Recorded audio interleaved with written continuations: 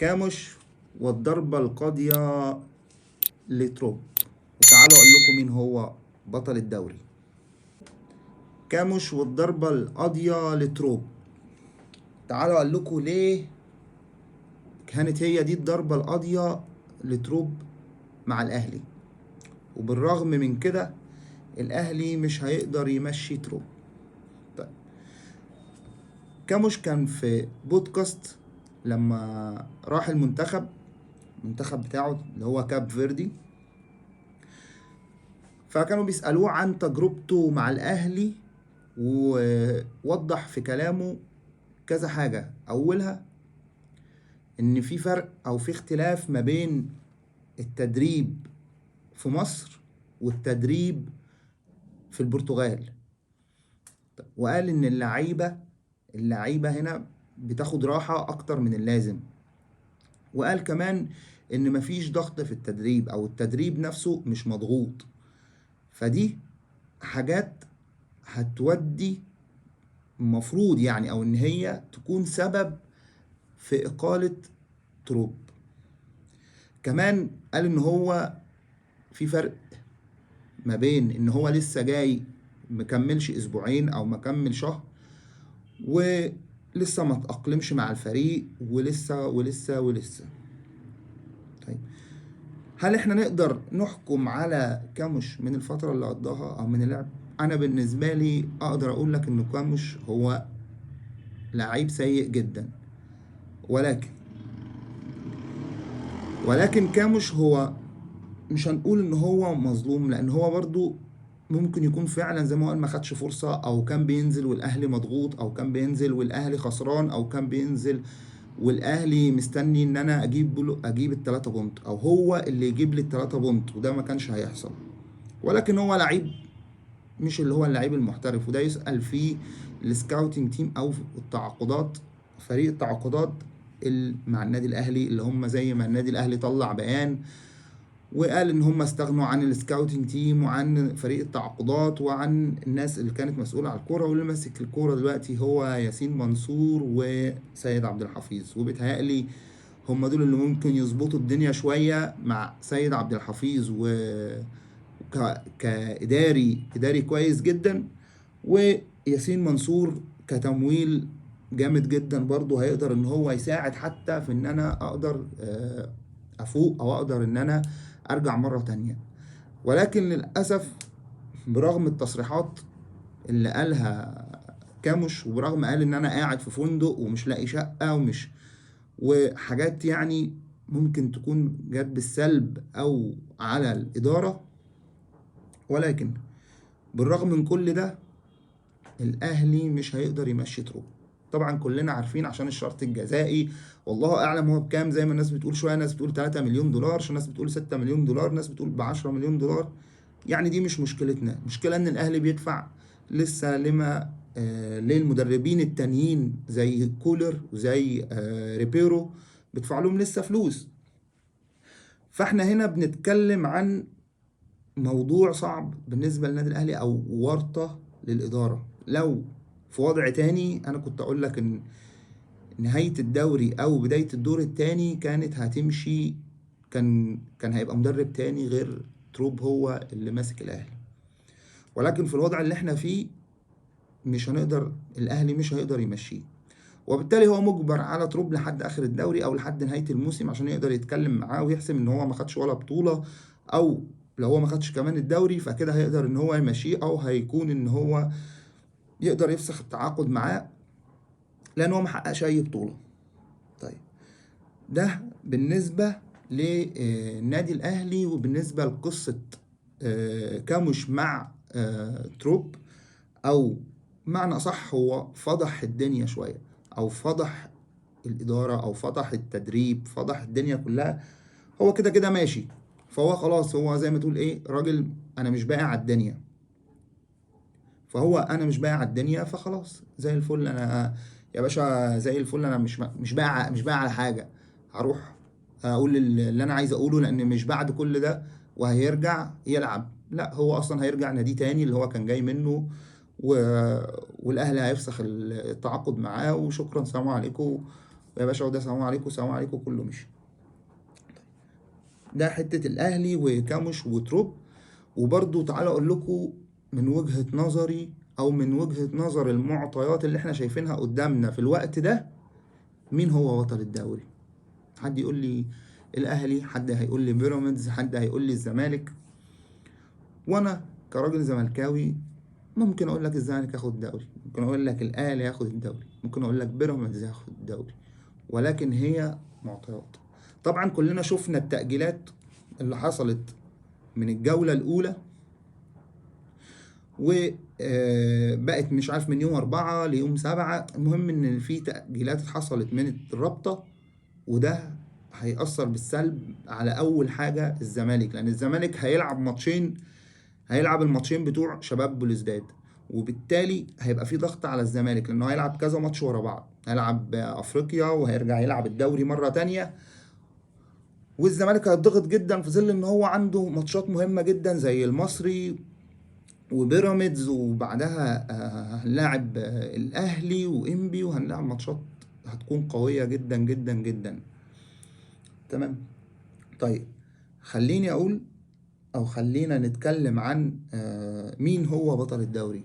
يعني قولوا لنا كده مين هو بطل الدوري من وجهة نظركم في الكومنتات. وخلينا من وجهة نظري انا شايف ان مش الزمالك اللي هيكون بطل الدوري، مع ان انا زملكاوي واتمنى ان الزمالك ياخد الدوري، ولكن المعطيات اللي احنا شايفينها دلوقتي بتقول ان الاهلي هو هيبقى اكتر فريق هيموت على الدوري، في ظل ان هو خرج من افريقيا، في ظل ان هو خرج من الكاس، خرج من كاس العاصمة. فهو لو ما ماتش على الدوري هو كده هيطلع 0 بطولات، ودي مش هتبقى حصلت في تاريخ الاهلي من سنين، مش هتبقى حصلت في تاريخ الاهلي من سنين. طب حد يقول لي لا والزمالك وازاي الزمالك ده هو الاول والبيراميدز التاني وفرق 3 بونت. هو 3 بونت ده فرق ماتش، الاهلي والزمالك وبيراميدز معتبر واحد. طب حد يقول لي ما بيراميدز مرتاح وبيراميدز مش بيلعب افريقيا وبيراميدز. انا شايف ان بيراميدز هيتعطل مع الاهلي والزمالك، يعني الماتشات اللي هيلعبها مع الاهلي والزمالك هتعطله. ممكن ماتش الاهلي هيعطله، ماتش الزمالك هيعطله. يعني في فرقة من الاهلي والزمالك هيستفادوا جدا جدا جدا من ماتشات بيراميدز. وممكن في ظل الدفعة الجماهيرية اللي واخدها نادي الزمالك دلوقتي، وفي ظل الجمهور اللي ورا الزمالك في كل حتة، ممكن الزمالك ياخد الدوري.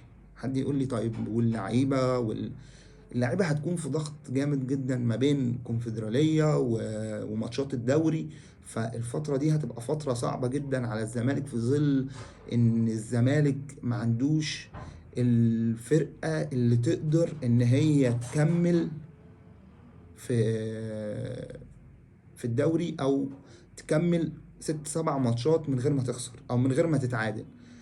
انا اتمنى ان الزمالك ياخد الدوري، انا كراجل زملكاوي. وممكن اقول لك كمان ان الزمالك وارد انه ياخد الدوري لو كسب 3 4 ماتشات ورا بعض في بداية الدور الثاني، وده هيفرق جدا جدا مع الزمالك.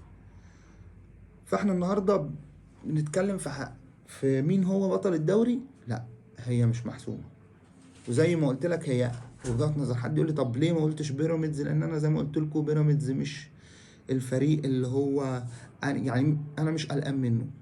مش هقول لك بقى هو فريق وحش، لا هو فريق جامد جدا، وعنده الفرقه عنده 3 فرق، عنده 4 فرق، لكن مش الفريق اللي انا اقول لك ان هو ممكن ياخد دوري من اهلي الزمالك، في ظل ان الاهلي كان مستواه متراجع. ولكن الاهلي هيكون هو عنده، ممكن يكون عنده هو الحافز الاكبر في ظل ان هو خرج من البطولات كلها. و عايز برضو اقول على حتة ان المنتخب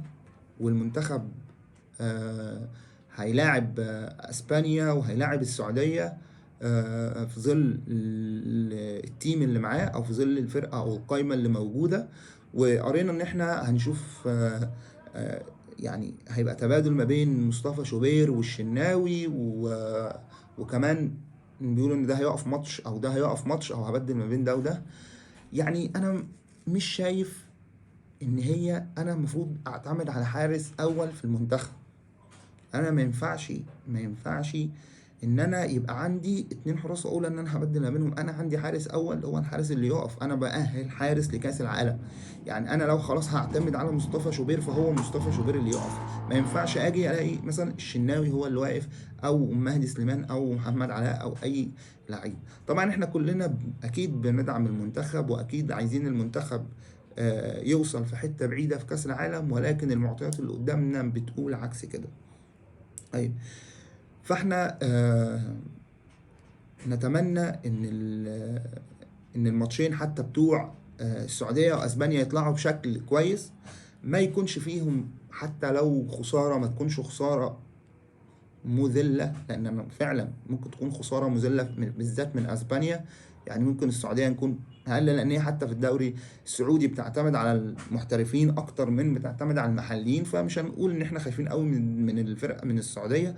ولكن إحنا هنلعب أسبانيا، هنلعبها تقريبا في اسبانيول، هنلعب فول تيم، فهنلعب فرقة جامدة جدا، فرقة واخدة بطولة أوروبا، فرقة لامين يامال وكوبارسي. حتى ليا تعليق على كوبارسي لما كوبارسي طلع في تقريبا في مقابلة مع حد بيسأله هل مواجهة مصر هو أمر محبط بالنسبة لك؟ يعني التوقع المفروض يقولوا لا والله ده مش امر محبط، ده مصر مثلا فرقة كويسة، لا مصر دي فرقة جامدة، ولكن هو قال عكس كده.